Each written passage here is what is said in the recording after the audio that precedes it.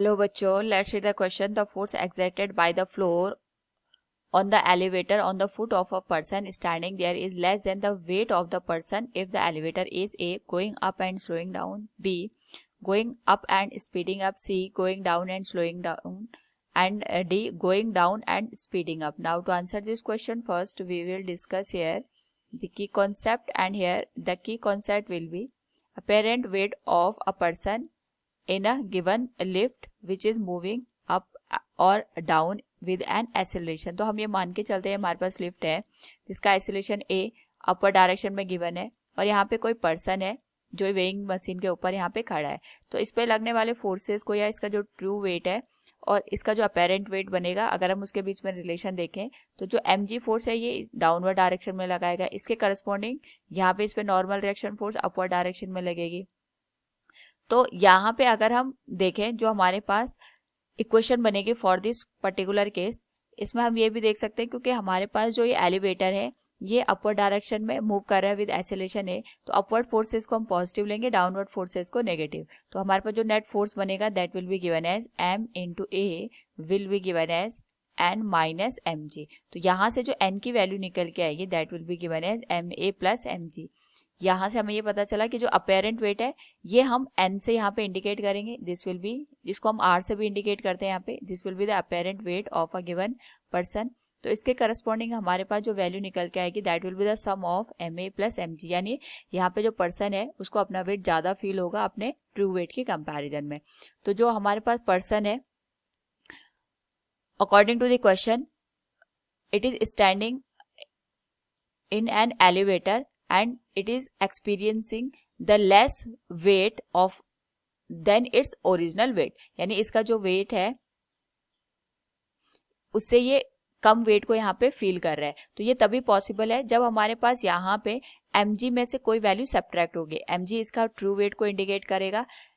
अगर हम यहाँ पे mg में से कोई फोर्स यहाँ पे ऐसा काम करेगा जो कि mg की वैल्यू को डिक्रीज करे, उसी केस में हम ये कह सकते हैं कि हमारे पास जो पर्सन है इसका जो अपेरेंट वेट है इसके ट्रू वेट से यहाँ पे कम है. तो अकॉर्डिंग टू द क्वेश्चन सबसे पहले अगर हम यहाँ पे देखें going up and slowing down, तो going up and slowing down का मतलब ये हो गया हमारे पास ये एलिवेटर आ गया, ये अपवर्ड डायरेक्शन में तो मूव कर रहा है लेकिन इसकी जो स्पीड है ये धीरे धीरे करके यहाँ पे कम हो रही है, यानी इसमें यहाँ पे रिटार्डेशन की कंडीशन हमें देखने को मिल रही है. सो फॉर दैट अगर हम यहाँ पे लगने वाले फोर्सेस को कंसिडर करें तो ये अपने आप में आ जाएगा mg, this will be given as normal reaction force n. इसके करस्पॉन्डिंग जो इक्वेशन आएगी that will be minus M A equals, ये माइनस हमने इसलिए लिया है भले ये अपवर्ड डायरेक्शन में है लेकिन यहाँ पे रिटार्डेशन की कंडीशन हमें देखने को मिल रही है. So n minus M G. So for that n will be given as, so जो n की वैल्यू निकल के आएगी that will be given as M G minus M A.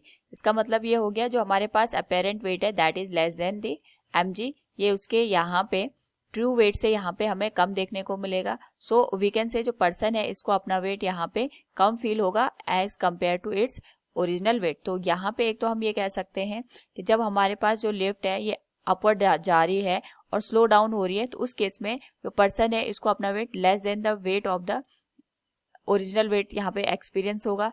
And अगर हम बात करें going up and speeding up, going up and speeding up का मतलब ये हो गया हमारे पास यहाँ पे अपवर्ड डायरेक्शन में मूव कर रहा है विद एक्सेलरेशन ए, इस पे mg फोर्स डाउनवर्ड डायरेक्शन में एक्ट करेगा. सो इसके करस्पॉन्डिंग नॉर्मल रिएक्शन फोर्स अगर हम ऑब्जर्व करें तो n की जो वैल्यू निकल के आएगी it will be given as M A equals n minus M G. तो जो n की वैल्यू निकल के आएगी that will be M A plus M G, यानी m की जो वैल्यू है हमारे पास that is greater than M G. तो यहाँ पे जो पर्सन है इसको अपना वेट ज्यादा फील होगा.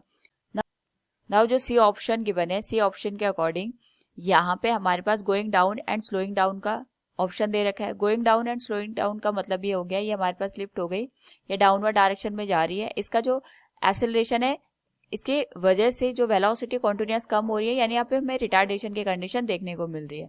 बाकी हमारे पास जो दो फोर्सेज हैं वो सेम लगेंगे mg एंड n. और यहाँ पे डाउनवर्ड फोर्सेस को हम नेगेटिव लेते हैं, अपवर्ड फोर्सेस को पॉजिटिव। ये हमने पहले भी डिस्कस किया है।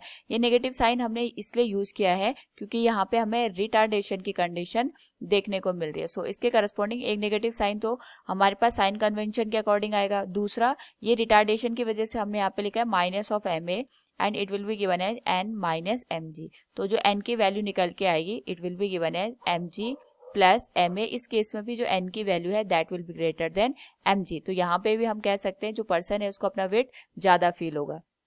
जो लास्ट ऑप्शन है हमारे पास है, it is asking about going down and speeding up. Going down and speeding up का मतलब ये हो गया कि मोशन तो डाउनवर्ड डायरेक्शन में हो रहा है लेकिन इसकी वेलोसिटी कॉन्टिन्यूस इंक्रीज करेगी, यानी यहाँ पे प्लस ए एक्सेलरेशन एक्ट करेगा और यहाँ पे एम जी और एन की जो वैल्यू होगी वो सेम एक्ट करेगी।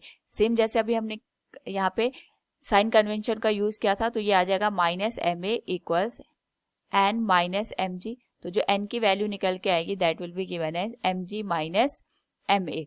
तो इसके करस्पॉन्डिंग हमारे पास जो एन की वैल्यू होगी वो इसके ट्रू वेट से यहाँ पे कम निकल के आएगी। So we can say the force exerted by the floor on an elevator on the foot of a person standing there is less than the weight of the person if the elevator is going up and slowing down. एक तो इस case में आएगा, दूसरा going down and speeding up.